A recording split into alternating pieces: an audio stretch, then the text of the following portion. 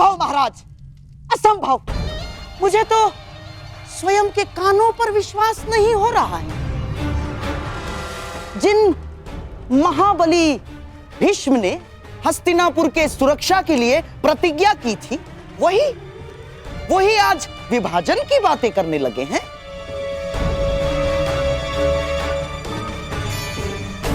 हे ईश्वर, किस दिशा में जा रहा है हस्तिनापुर? क्या यह उचित है?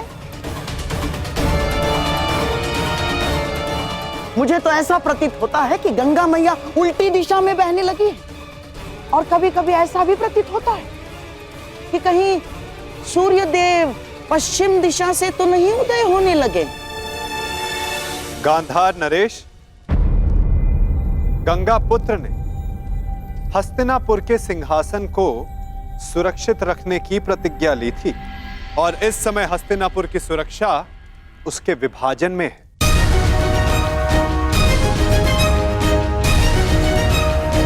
और आप तो कुरुपुत्रों के मामाश्री हैं। आपसे अधिक ये कौन समझ सकता है कि साथ रहने में किसकी कितनी हानि। और ये भी समझ सकते हैं कि यदि एक बार अग्नि प्रज्वलित हो उठी तो उसे शांत करना कितना कठिन है, विशेषकर विद्वेष की अग्नि। वासुदेव, मैं तो शांत। शकुनी, शांत। विदुर, तुम्हारी नीति क्या कहती है इस विषय में?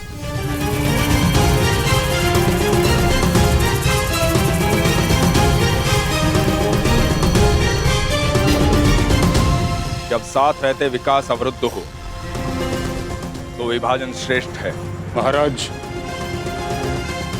विदुर ठीक कह रहे हैं। हमारे हाथ केवल विभाजन का संकल्प है, इसलिए राज्य उचित ढंग से और सामान्य भाग में विभाजित होना चाहिए।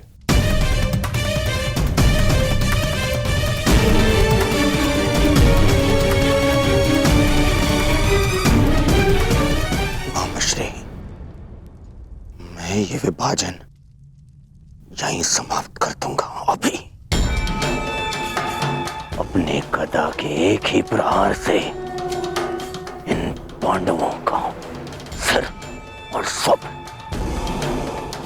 दोनों चूर-चूर कर दूंगा। अभी देखिए। शांत हो जाओ मेरे होने वाले सम्राट, शांत हो जाओ। देखो, जो काम सुई से हो सकता है उसके लिए तलवार नहीं उठाई जाती। पांडवों को ऐसा विकल्प दूंगा विभाजन का कि वो उसे अस्वीकार कर देंगे, समझ गए? उसके बाद सारा खेल हमारे मुट्ठी में। परंतु नहीं, ये समय कृष्ण के और मेरे मध्य बुद्धि युद्ध का है, इसीलिए मुझे ही आगे रहने दो। ठीक है मामाश्री। हाँ, तो ठीक है। यदि दोनों पक्ष विभाजन के लिए प्रस्तुत हैं, तो यही सही। परंतु दाता और याचक, इन दोनों के मध्य एक नियम होता है। जो दे रहा है वो ही चयन करे। तो इसके नाते विभाजन में पांडवों को कौन सी भूमि मिलेगी, इसका विकल्प देने का अधिकार केवल दुर्योधन का है।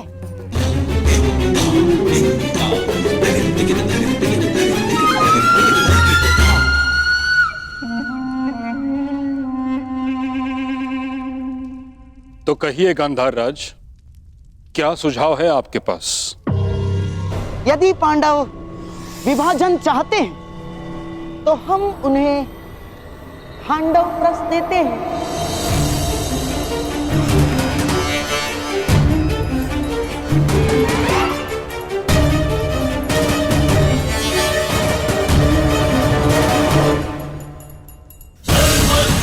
और यदि पांडवों को खांडव प्रस्थ स्वीकार नहीं तो हमें भी विभाजन स्वीकार नहीं।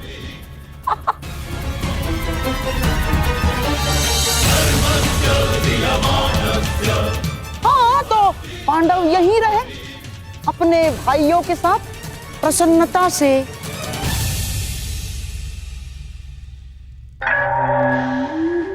प्रेम से और सेवा से। यह अन्याय है गांधार राज।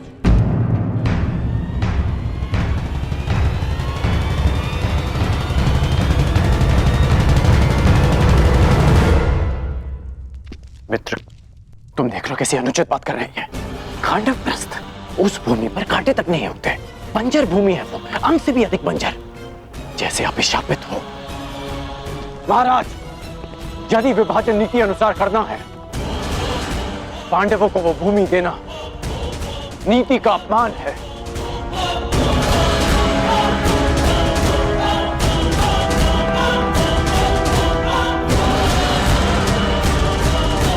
तुम दुर्योधन के मित्र हो या शत्रु? सदैव उसका अहित बोलते हो। मैं वही करता हूं जो मेरे मित्र के हित में हो, और मैं नहीं चाहता कि आपके एक और कुचक्र में फंसकर मेरा मित्र स्वयं को सदा के लिए इतिहास में अन्यायी सिद्ध कर दे। हमें खांडव प्रस्थ नहीं चाहिए, भले ही युद्ध हो जाए। युद्ध से कौन भयभीत है विरकोधर? दान में मिले बछड़े के दांत नहीं गिने जाते। क्षत्रिय दान नहीं लेता, युद्ध करके अपना अधिकार प्राप्त करता है। अर्जुन, तुम्हारे बाणों का उत्तर भी है मेरे पास। यदि कुछ चाहिए तो केवल खांडवप्रस्थ ही मिलेगा, अन्यथा कुछ नहीं मिलेगा।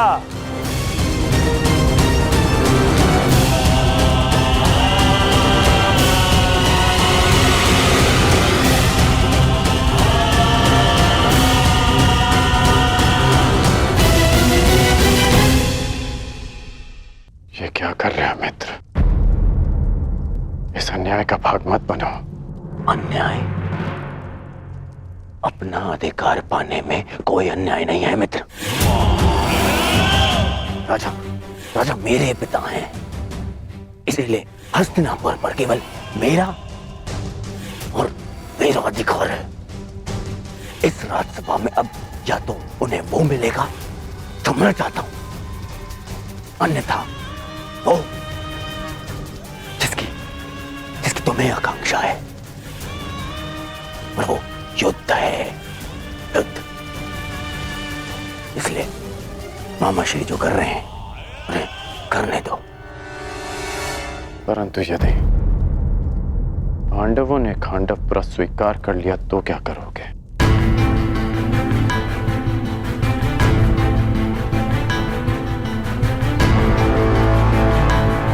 नहीं करेंगे, देखते जाओ।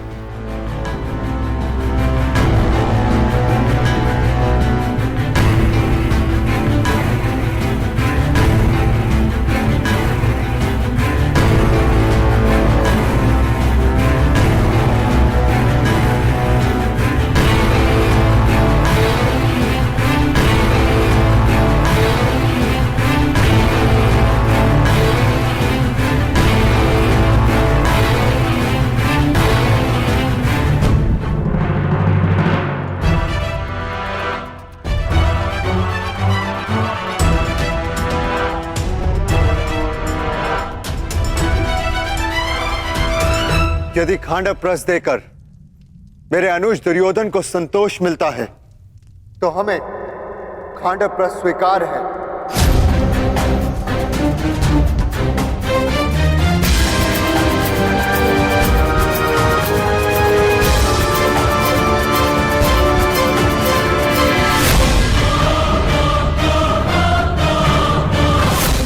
हम 5 भाई जहां भी एक साथ हो, वो स्थान भले ही बंजर हो, लेकिन हमारे लिए स्वर्ग से कम नहीं।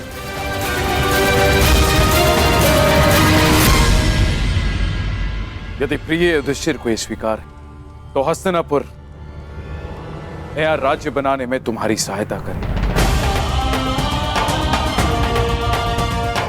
मेरी ओर से तुम्हें 1 सहस्त्र और 8 हाथी, 100 रथ और नया राज स्थापित करने के लिए पर्याप्त धन भेंट में दिया जाएगा।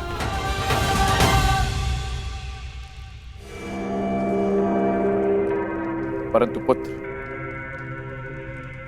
इसके बदले मुझे भी तुमसे कुछ चाहिए।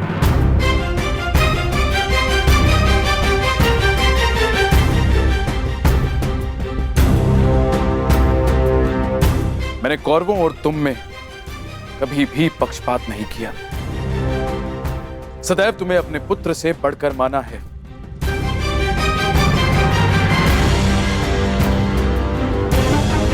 तुम 5 भाई सर्वशक्तिशाली हो। पांचाली जैसी चतुर भार्या है तुम्हारे पास, परंतु पुत्र, इस जन्मांध धृतराष्ट्र के पास कोई मार्गदर्शक नहीं। गांधारी और मुझे पथ दिखाने वाला कोई तो चाहिए पुत्र, कोई ऐसा जिसके समीप रहने से मेरे भ्राता पांडु की स्मृति बनी रहे। इसीलिए मेरी इच्छा है पुत्र कि तुम्हारी माता कुंती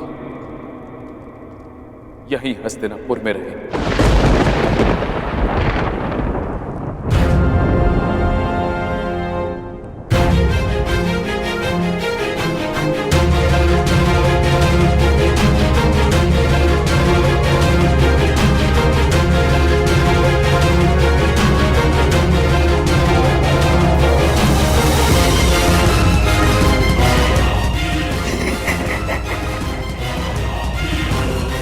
बहुत अच्छे महाराज, बहुत अच्छे। एक बार ही सही, परंतु आपने अपने मस्तिष्क का प्रयोग तो किया। नहीं, यह हमें स्वीकार नहीं।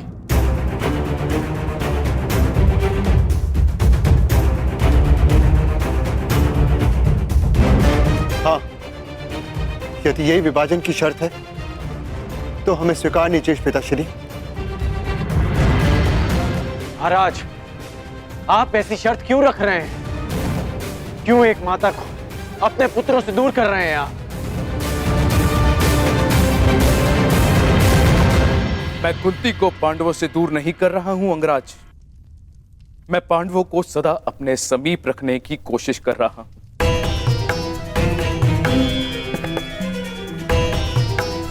कुंती यहां हस्तिनापुर में रहेगी तो पांडु पुत्र यहां आते जाते रहेंगे। उनका संबंध कभी हस्तिनापुर से समाप्त नहीं होगा।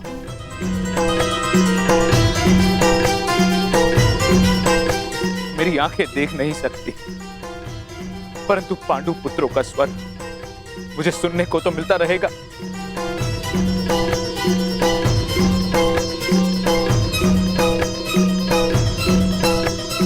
अद्भुत अद्भुत चतुरता दिखाई है महाराज धृतराष्ट्र। बुआ कुंती को अपने पास रखने का कारण पांडवों से प्रेम नहीं, परंतु कौरवों की ढाल बनाए रखना है,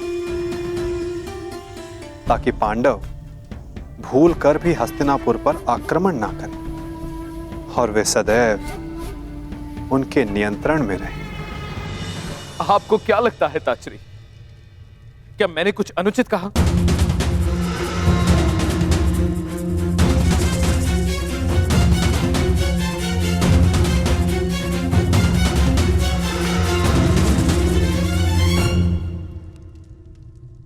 हम अपनी माता के बिना नहीं जाएंगे। भले जो भी हो, माता हमारे साथ ही जाएंगी। मैं कहाँ रहूंगी? ये निर्णय लेने का अधिकार मेरा है। मुझे ताजश्री और गांधारी दीदी के साथ रहना स्वीकार है।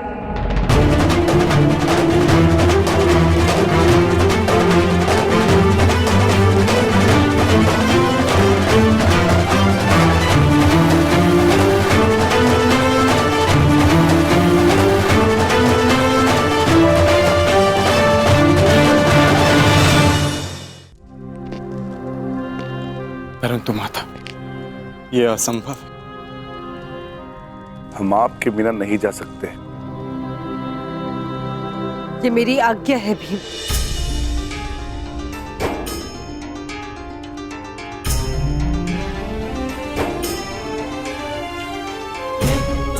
अर्जुन, भीम, जीवन में कुछ निर्णय स्वीकारने में बड़े कठोर हो सकते हैं, क्योंकि वे निर्णय नहीं, समय द्वारा ली जाने वाली परीक्षा होती है। यदि बुआ कुंती दोनों परिवारों को एक रखने, महाराज धृतराष्ट्र की इच्छा पूर्ण करने के लिए इतना बड़ा बलिदान दे रही है, तो आप सबको इसका सम्मान करना चाहिए।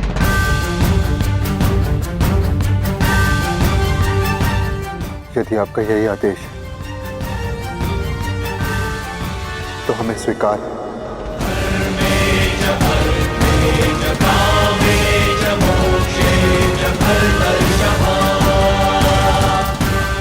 पितामह और माता से दूर रह पाना कठिन और कष्टप्रद होगा, परंतु आपकी इच्छा पूर्ति के लिए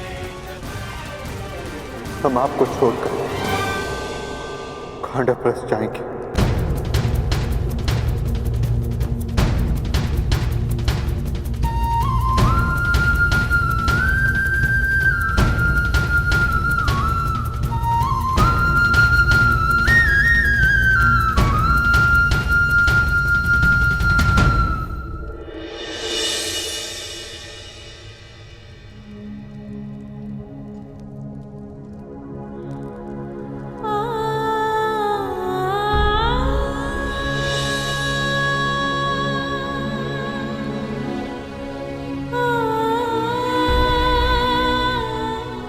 ये तुम्हारी परीक्षा की घड़ी है पुत्रों।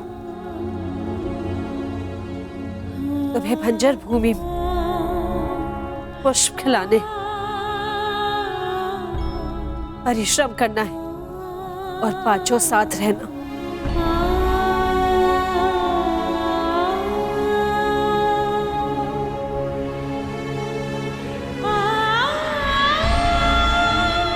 पुत्री पांचाली,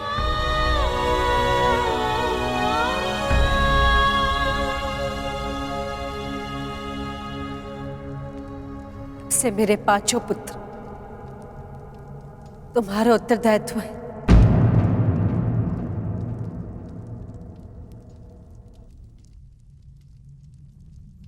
युधिष्ठिर तो सज्जन है, परंतु अर्जुन कभी अपने मन की बात स्पष्ट नहीं करता, इसलिए उसका मन समझने का प्रयास करना। और भीम तो नटखट है, उद्दंड है और इसके भोजन का विशेष ध्यान रखना। नकुल और सहदेव कहने के लिए माद्री के पुत्र हैं, लेकिन मैंने उन्हें भीम और अर्जुन से कभी कम प्रेम नहीं किया।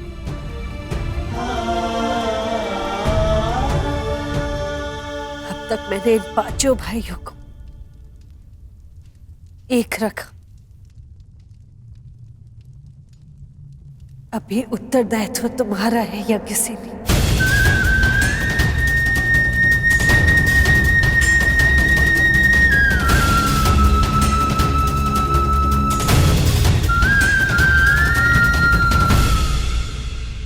माता का कर्तव्य संतान के साथ रहने में नहीं, अपितु उन्हें अपनी आंचल की छाव से मुक्त कर देना, ताकि वो अपना व्यक्तित्व स्वयं गढ़े। कदाचित विभाजन के माध्यम से अगर नियति ने मुझे संदेश दिया जो मुझे स्वीकार है,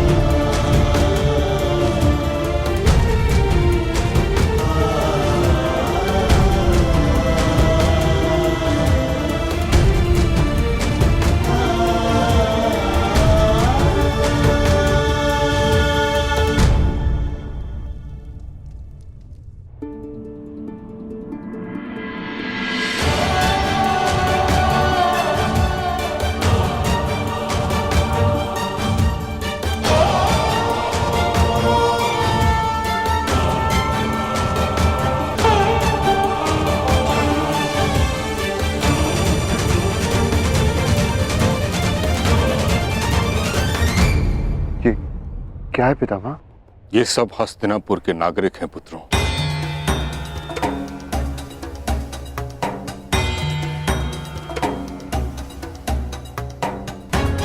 जो तुम्हारे साथ खांडव प्रस्थ में बसने की इच्छुक हैं।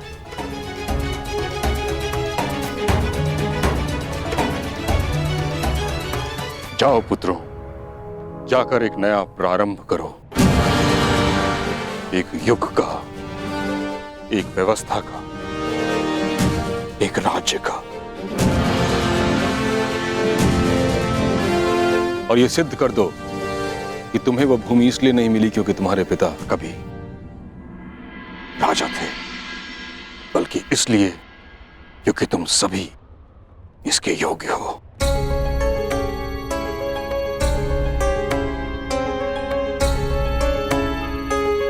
आयुष्मान भव।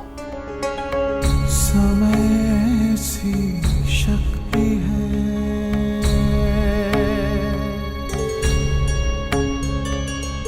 सभी समय से हारे,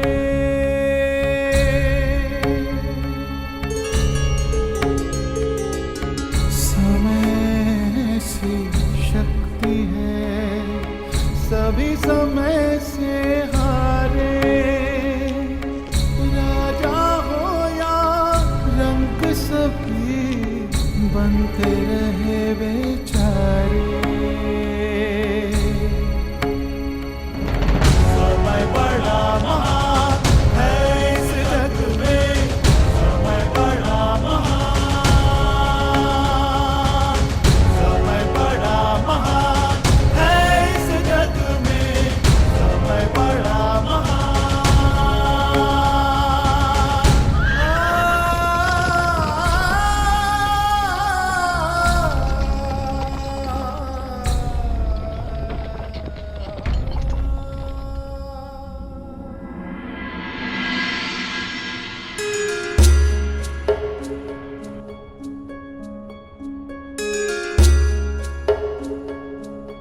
क्या अब भी अपने चैन से संतुष्ट होकर?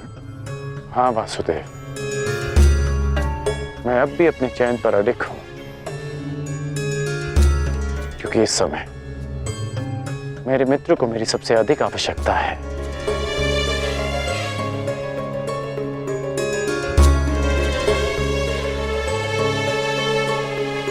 वासुदेव, अब समझ आया कि आपने मुझे पांचाल से सीधा हस्तिनापुर आने को क्यों कहा। आपने उस चक्रवात को विभाजन की दीवार से रोक लिया। कहां कर? उस चक्रवात का तो यहां से अब प्रारंभ हुआ है।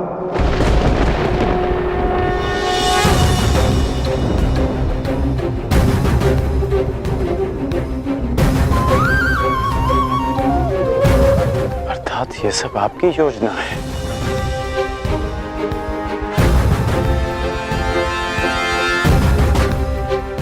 पहले आप पांचाली के स्वयंवर में गए,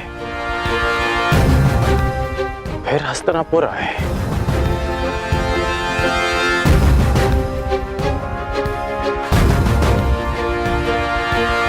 आपकी वास्तविक योजना क्या है? क्या छिपा है इस मधुर मुस्कान के पीछे? क्या चाहते हैं आप वासुदेव? मैं तो केवल तुम्हें अपने पक्ष में चाहता हूं कर्ण। मैं तो आप ही के पक्ष में हूं वासुदेव, परंतु मेरा दुर्भाग्य है कि आप पांडवों के पक्ष में हैं। आपने उनका चयन किया। एक बहुत ही बुद्धिमान ज्ञानी पुरुष ने मुझसे कहा था कि मनुष्य अपने प्रत्येक चयन का परिणाम स्वयं भुगतता है। और इसी कारण वो तथाकथित ज्ञानी पुरुष तुम्हारा अत्यधिक सम्मान करता है अंगराज। चूंकि युद्ध हो या परिणाम का पालन, तुम अन्य सबसे भिन्न होकर और उनसे एक पग आगे भी। हो सकता है, परंतु आप सबसे सैकड़ों पग आगे हैं केशव। आपसे कोई स्पर्धा नहीं कर सकता। हाँ, चूंकि मैं किसी स्पर्धा में सम्मिलित ही नहीं हूं कर्ण।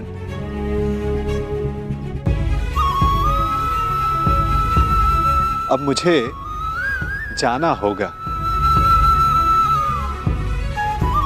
परंतु न जाने क्यों मुझे यह आभास हो रहा है कि हमारी भेंट शीघ्र होने वाली है।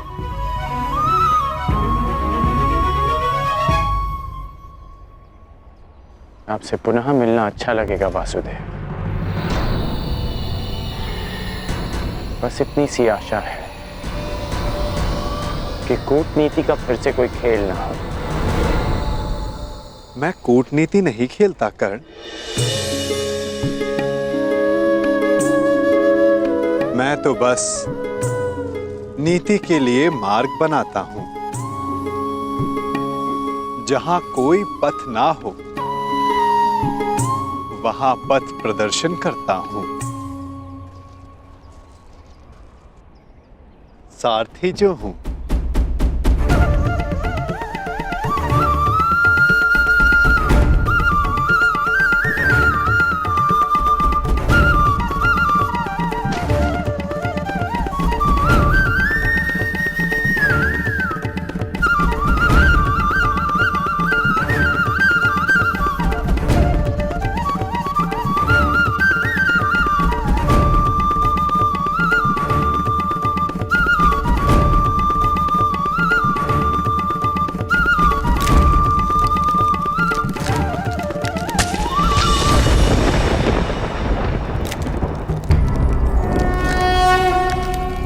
यदा यदा हि धर्मस्य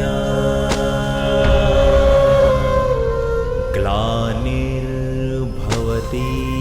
भारत। और मार्ग में जो बाधाएं आती उन्हें दूर भी करता हूं। अधर्मस्य तदात्मानं सृजाम्यहम्।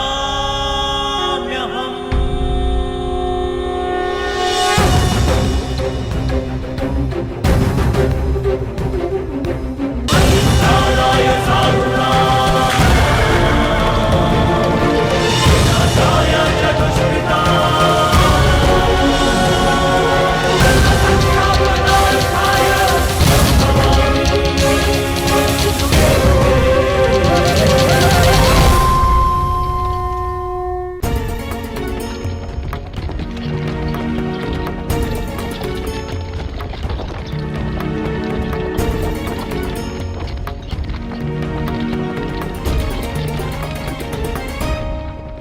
आर्य युधिष्ठिर इतने चिंतित क्यों हैं? पांचाली, माता की संध्या आरती का समय है और भ्राता युधिष्ठिर माता के लिए प्रतिदिन पुष्प लाया करते थे। बस यही चिंता है अब कि माता के लिए पुष्प उनका कौन सा पुत्र लेकर आएगा।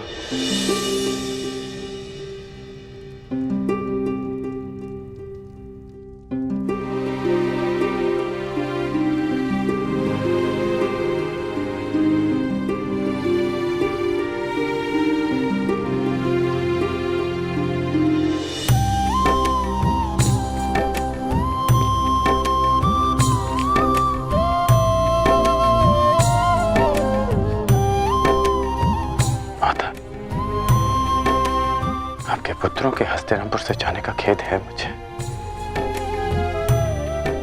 मैं एक माता के आंचल की रिक्तता नहीं भर सकता,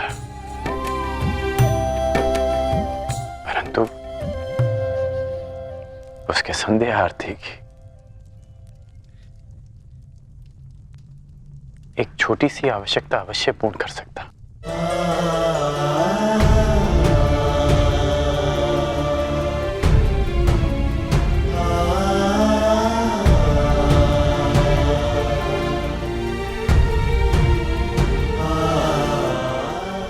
बहुत चिंतित होकर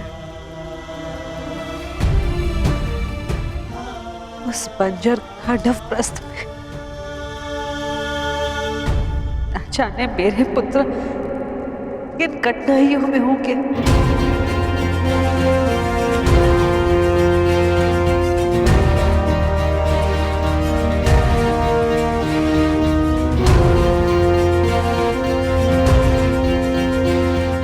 परंतु इस बात की मुझे कोई चिंता नहीं, क्योंकि मैं जानता हूं कि सहायता उनसे अधिक दूर नहीं।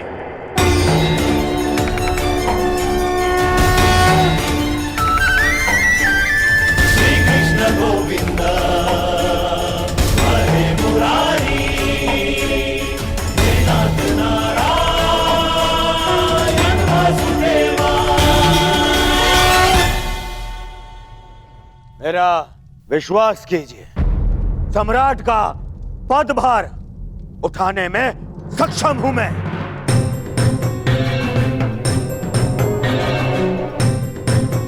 यदि ताचरी अपनी अनुमति और आशीर्वाद दें तो मुझे कोई आपत्ति नहीं पुत्र।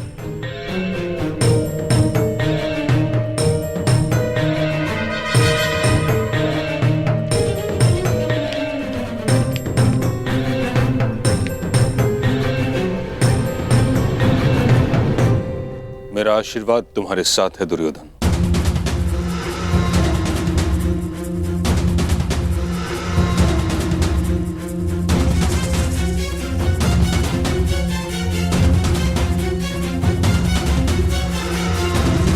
किंतु मेरी अनुमति नहीं।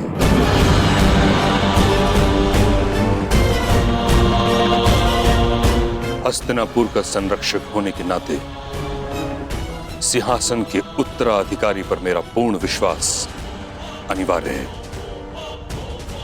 और तुमने अब तक ऐसा कुछ किया नहीं है दुर्योधन, जिस कारण तुम इस पद के योग्य माने जाओ। तो आज्ञा दीजिए मामही, मैं अपने मित्र दुर्योधन के लिए दिग्विजय करना चाहता हूं। कदाचित तुमने ठीक से सुना नहीं, कारण मैंने क्या कहा। मैंने कहा दुर्योधन को स्वयं अपनी योग्यता सिद्ध करनी होगी।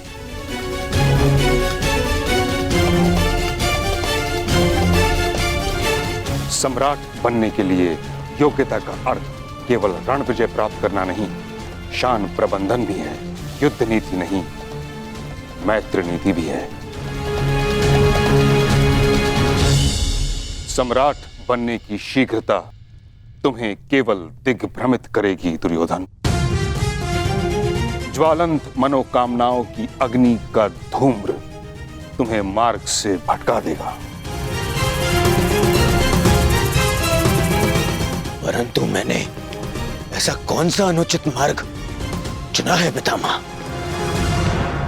हस्तिनापुर की मर्यादा के कारण जिस विषय पर मैं मौन हूं, उसे तुम निर्लज्जता के साथ छिपा रहे हो दुर्योधन।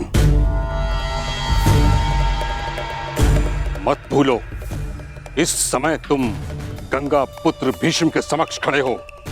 यदि आज हस्तिनापुर का विभाजन हुआ तो उसका कारण केवल तुम्हारी वह मूर्खता थी जो तुमने अपने मामा की संकेत पर की।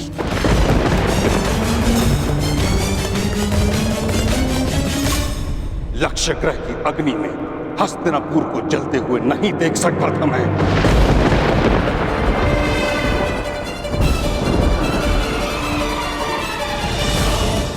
इस कारण विभाजन स्वीकार किया मैंने, और अब जब तक मुझे यह विश्वास नहीं हो जाता कि तुम नीति से शासन करने में सक्षम हो, कुचक्र से नहीं, तब तक मैं तुम्हारे अभिषेक की अनुमति नहीं दूंगा।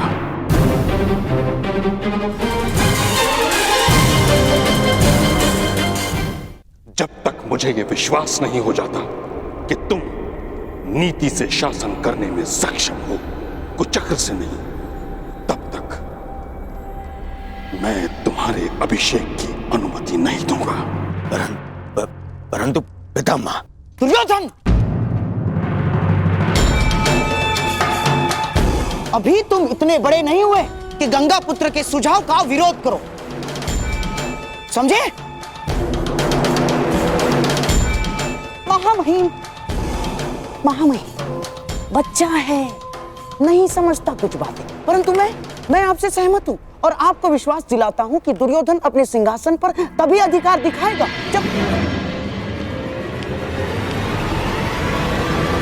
जब वो आपकी परीक्षा की कसौटी पर खरा उतरेगा। महामहिम,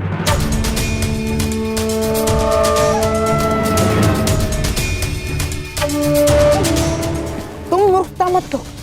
महामहिम की आंखों में लाक्षागृह की धधकती ज्वाला का प्रतिबिंब है। हमें कुछ और करना होगा मेरे होने वाले सम्राट। अब सम्राट युधिष्ठिर अपना राज्य संभालेंगे। आपका विनोद कभी कभी समझ में नहीं आता है। अभी तो मैं सही अर्थों में राजा भी नहीं बना और आपने मुझे सम्राट कहकर संबोधित कर दिया। सम्राट बनने में कौन सा भेद है धर्मराज? बस एक राजसूया यज्ञ करने की देरी भर है। शीघ्र ही आपके महल में सहस्त्रों राजा पधारेंगे। उपहास न उड़ाएं वासुदेव। कैसा राजसूय यज्ञ, कैसा महल? इस समय तो यहाँ पर सर छुपाने के लिए वृक्ष की छाया भी नहीं है। जब राजा बन गए हो तो महल भी इतना शीघ्र बन जाएगा कि आभास तक नहीं होगा। बस महल की नींव बलशाली रखनी होगी और इसके लिए मुहूर्त विचारने का समय नहीं है धर्मराज। बस मेरे कथन पर विश्वास कीजिए और तैयार हो जाएं।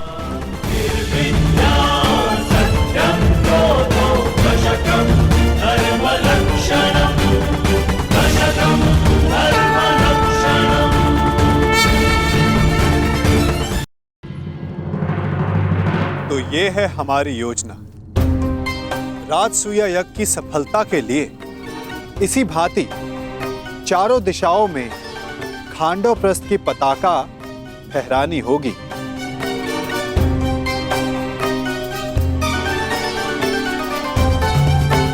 तभी आप सम्राट बन पाएंगे युधिष्ठिर।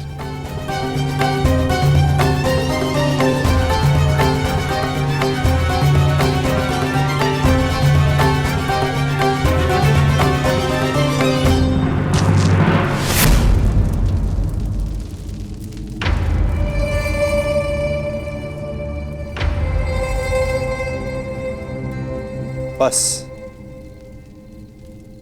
पूर्व दिशा में एक बाधा है।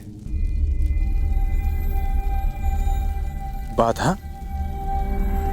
कौन सी बाधा माधव? मगध। हाँ मेरे होने वाले सम्राट, यदि तुम्हें पूरे भारतवर्ष में अपने आप को सर्वशक्तिशाली सिद्ध करना है तो तुम्हें मगध पर अपना प्रभुत्व स्थापित करना ही होगा। और मगध का अर्थ है जरासंध।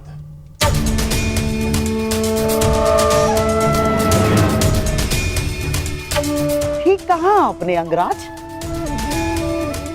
मगध का अर्थ है जरासंध, आपका भूतपूर्व मित्र और वर्तमान शत्रु।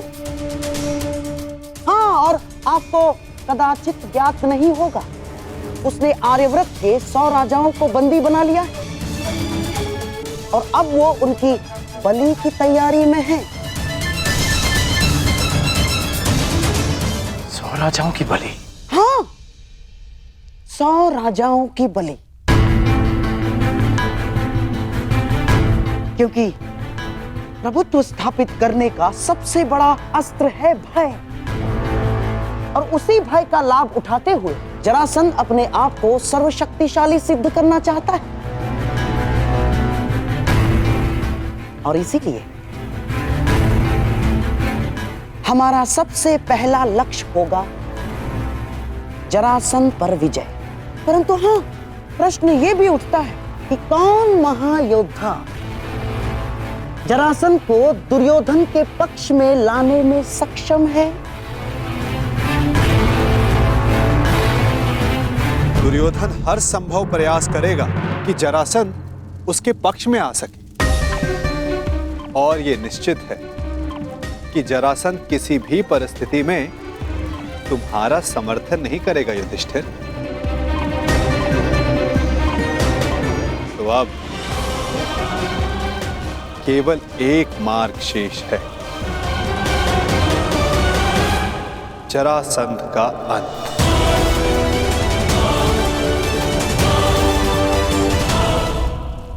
अर्थात आप उसका वध कर देंगे माधव?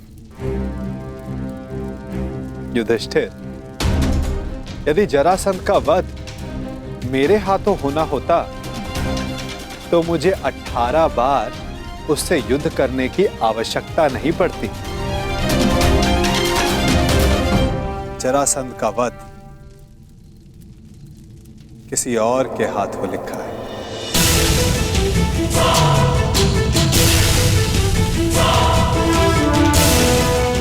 भ्राता भीम, क्या आप इस बाधा को समाप्त कर सकते हैं?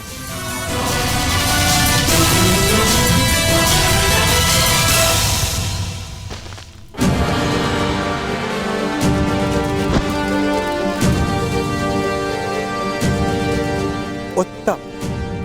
यदि इस प्रकार आप मेरी मंशा भांप लें तो प्रत्येक समस्या का समाधान निश्चित है। मैं वासुदेव की मंशा जानता हूं। वो किसी भी प्रकार जरासंध पर पांडवों की विजय प्राप्त करने का प्रयास करेंगे, परंतु तुम चिंता मत करना मित्र।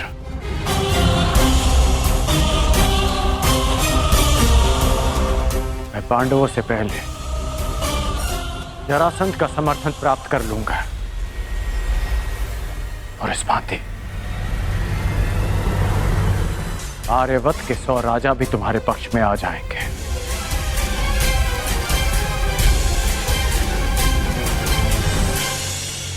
इससे पूर्व कि जरासंध दुर्योधन का समर्थन करे, उसका अंत आवश्यक है। अर्थात हमें जरासंध का वध करना होगा।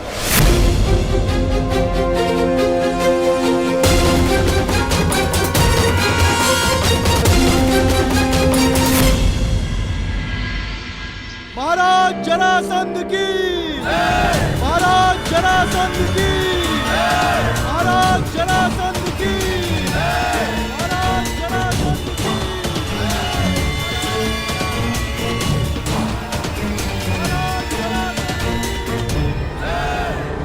महाराज जरासंध की।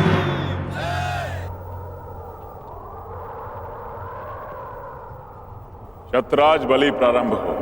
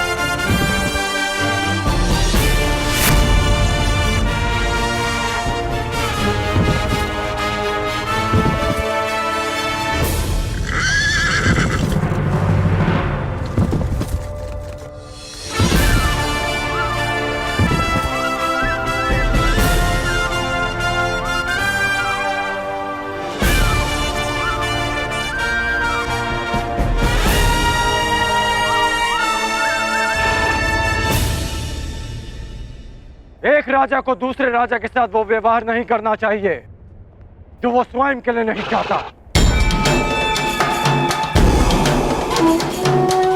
मुझे जब भी तुम्हारी सहायता की आवश्यकता पड़ी, तुम एक बार मेरी सहायता करने अवश्य आओ।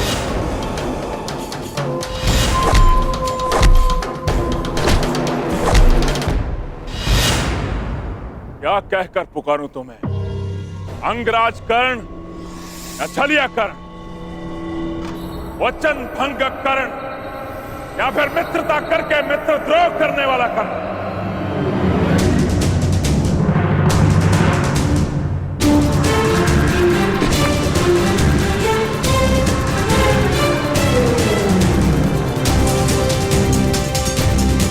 न्याय का योद्धा परशुराम शिष्य राधे कर्ण पुकार सकते हो,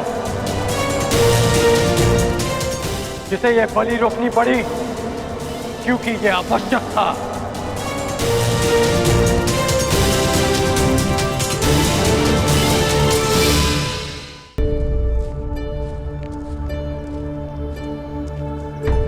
क्या आवश्यक है वासुदेव?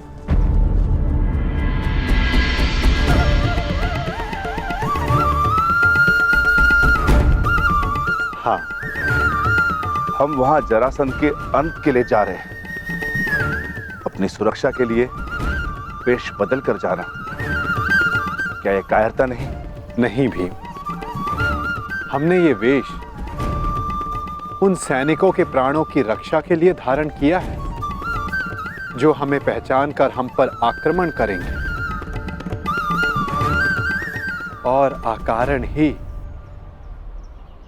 बाहुबली भीम के हाथों मारे जाएंगे।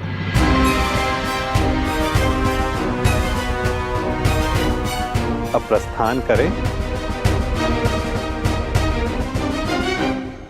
मुझे अभी भी प्रतीत होता है कि जो हम करने जा रहे हैं वो योद्धाओं की मर्यादा नहीं।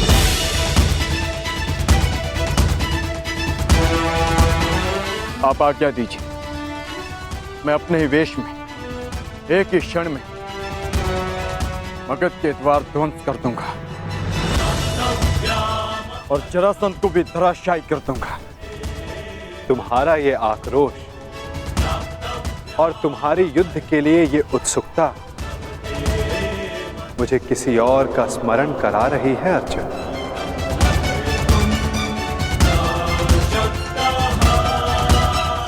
किसका माधव? है एक तुम जैसा, परंतु तुमसे पूर्णता भिन्न। जीवन के कर्म में भी और कर्म के परिणाम में भी।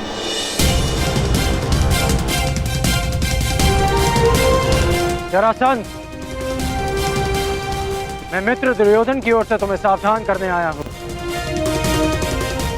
शीघ्र ही तुम पर आक्रमण होने वाला है, इसलिए अपनी सुरक्षा का प्रबंध करो और हस्तिनापुर से संधि भी। और इस मित्रता का मोल क्या होगा?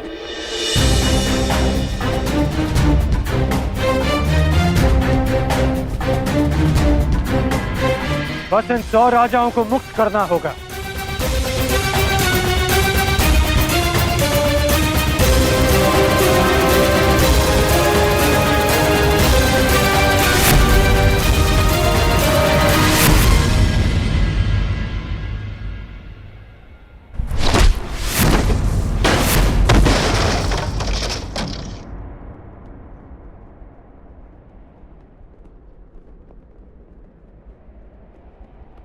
जरासंध तुम जैसे छल करने वालों से संधि नहीं करता,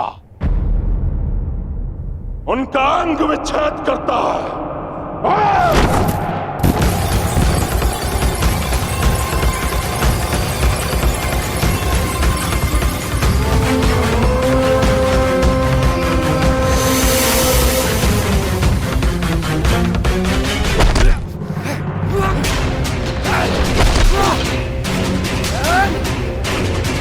मेरी बात मानो, इन राजाओं को मुक्त कर दो जरासंध।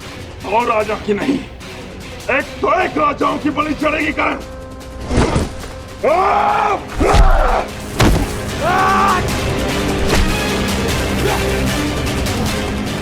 अपने क्रोध पर नियंत्रण रखो जरासंध। तुम्हें देखते ही क्रोध ने मुझ पर नियंत्रण कर लिया करण।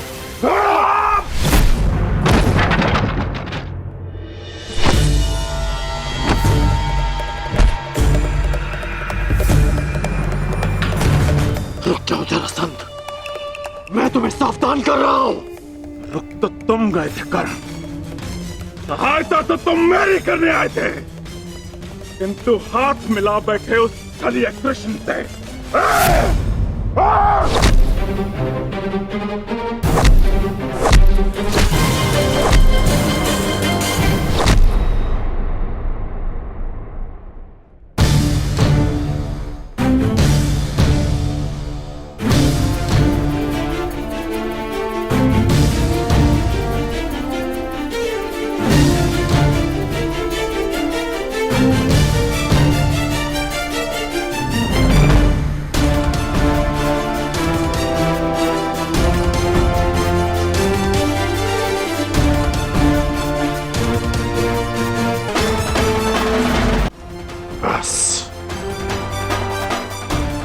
यहाँ युद्ध करने नहीं आया।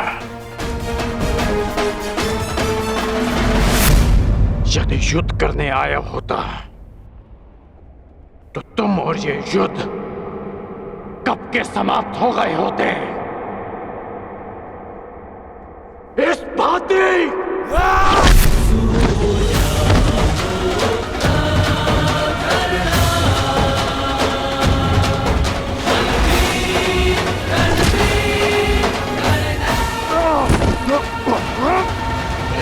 मैंने ना वचन भंग किया और ना छल किया।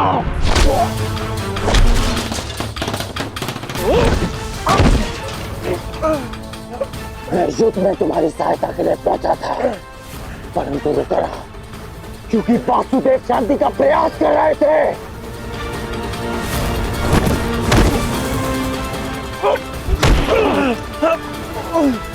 तुमने एक निर्दोष की हत्या की, इसलिए मैंने युद्ध में सम्मिलित न होने का निर्णय लिया।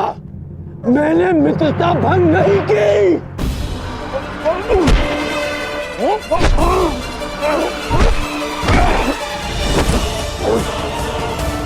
मेरे शत्रु के साथ खड़ा रहने वाला मेरा मित्र नहीं।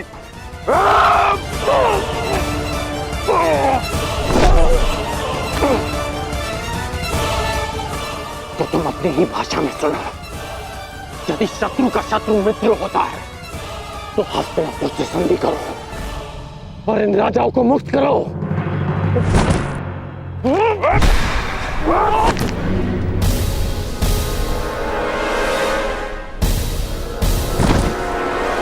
आज तुम वासुदेव के विरुद्ध हो।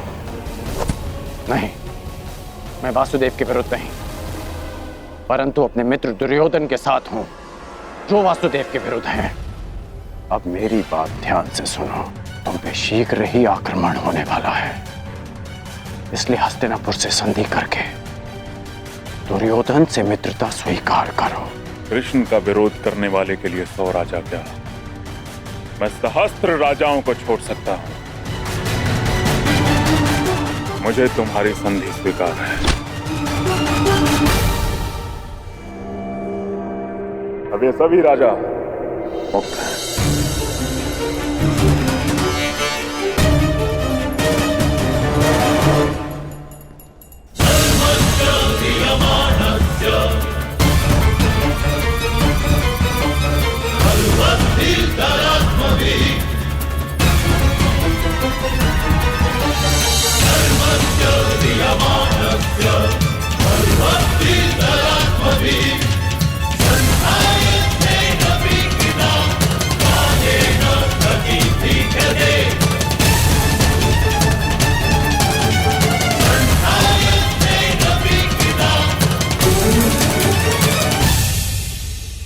लोग नगर द्वार पे क्यों खड़े, भीतर क्यों नहीं जा रहे वासुदेव?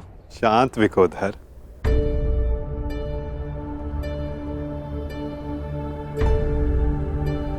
अंदर जाने से पूर्व तनिक मगध नरेश के लिए कुछ भेंट तो ले ले। आओ, उनके लिए चलकर पुष्प ले ले। चलो।